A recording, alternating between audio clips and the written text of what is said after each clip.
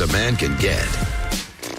Back here, first things first, former Pro Bowl linebacker Bart Scott is here. Bart, good morning. Glad to be back in my regular seat. What's up, Home Slice? Welcome back. Go ahead. Hate if you want, baby. Listen, man, when you chocolate mocha, you can absorb any color you put on, baby. Don't even worry about it. Okay. Cranberry. Bordeaux, wine, whatever color you want to call it. Man's wearing a cranberry cashmere suit. Don't adjust your TV. That's just him. No, it's nice. Oh, yeah. I seen this at the Player Haters Ball, man. You know what I'm saying? No doubt. Buck Nasty, I hate my gums because they black. All right, lines on lines on lines. Let's talk Colts and Someone's Chiefs. fired up for the playoffs. They kick off the AFC divisional round on Saturday. For Andrew Luck, he is one step away from the AFC title game, but that step is more of a three-story building in the #1 seed Chiefs. And while that means Patrick Mahomes, it also means the defense that allowed the second most yards in all of football. Here's Colts head coach Frank Reich on Indy's offensive mindsets. If it's running it for 200 or throwing it for 400, I'm always going to say the same thing. I mean, we're trying to score every time we touch the ball, and we're going to game plan and call the game in a way to score points. We're really not trying to think so much about, well, let's hold the ball and keep it from them. We want to run it. There's no secret about that. That does keep them off the field.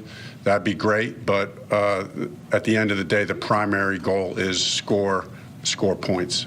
All right, Bart, if this game does turn into a shootout, do the Colts have a chance here? Do they have the chance? They have Andrew Luck, who, it doesn't matter the situation for Andrew Luck.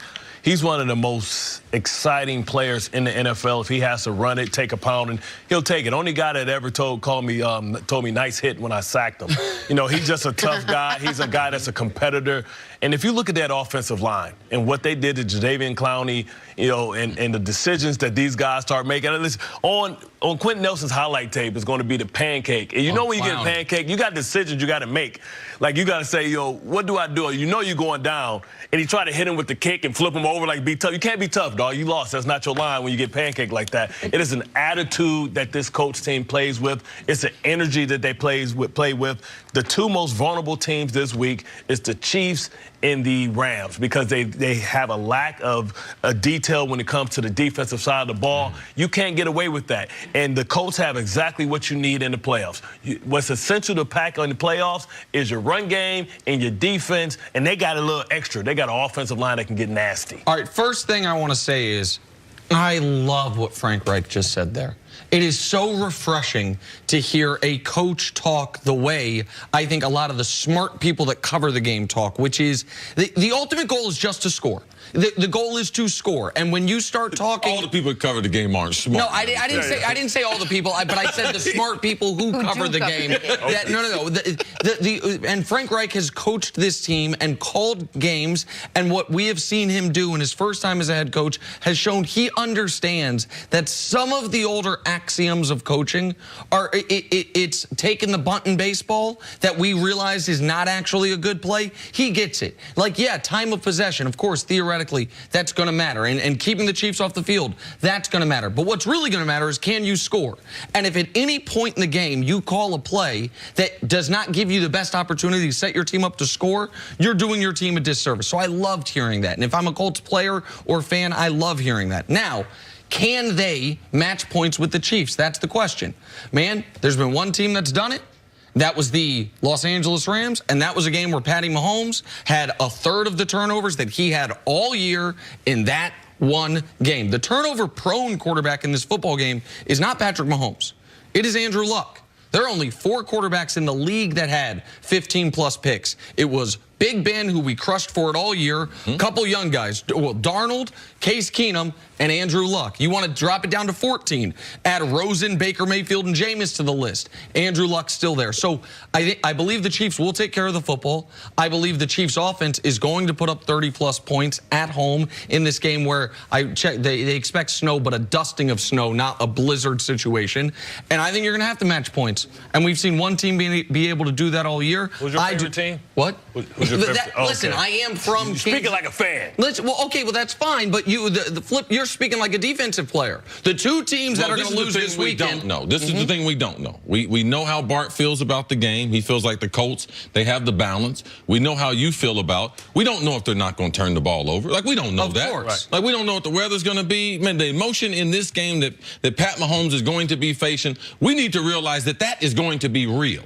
How does he manage that? All right? He doesn't even know how he's going to do. Correct. So me to sit here and be like, hey, man, this is the guy's first playoff game. He's going to play great. Man, I don't know. I do know that the more predictable is Andrew Luck because of his experience. And we talk about Frank Wright, them wanting to run the ball. Frank Wright, let's give you a little background on him. One of the reasons why he got the job, not only Josh McDaniels decided to stay in New England, but he's the only guy they interviewed that did not ask about Andrew Luck. Did not ask about his shoulder, didn't care about that because Frank Wright is under the impression we need a balanced football team. You know the reason why? Because that's how he was winning a Super Bowl in Philadelphia. Yep. That's the reason why his Buffalo Bills, and the reason why Jenna likes him and thought he was the best hire from last year was she covered him when he was up there and everything. Yep. And he's a great story, the little engine that could. That People big didn't give him that big comeback, but he realized why we didn't win Super Bowls, they didn't have balance there